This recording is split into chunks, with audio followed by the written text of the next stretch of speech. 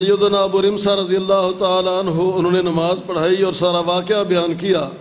کہ رسول اللہ صلی اللہ علیہ وسلم نے نماز پڑھائی۔ سیدنا ابو بکر اور سیدنا عمر رضی اللہ تعالیٰ عنہما بھی صف میں موجود تھے۔ ایک نمازی اس نے پوری نماز نبی کریم صلی اللہ علیہ وسلم کے ساتھ ادا کی تھی، وہ تکبیر اولیٰ میں شامل ہوا تھا۔ نبی کریم صلی اللہ علیہ وسلم نے نماز کا سلام پھیرا دائیں جانب اور بائیں جانب، حتیٰ رأینا بیاض خدیہ، اور نبی کریم صلی اللہ علیہ وسلم نے دائیں طرف اور بائیں طرف اپنا رخ کرتے ہوئے اس قدر اپنی گردن موڑی تھی کہ آپ کے رخسار کی سفیدی پیچھے بیٹھے ہوئے نمازیوں کو نظر آ رہی تھی۔ اسے سلام پھیرنے کا یہ طریقہ معلوم ہوا کہ نمازی جب نماز کا سلام پھیرے دائیں طرف یا بائیں طرف،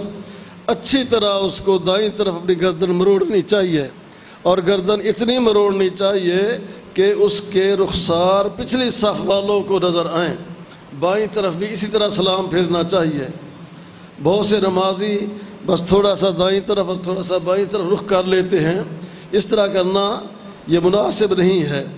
نماز کے سلام پھیرنے کا صحیح اور درست طریقہ یہ ہے کہ نمازی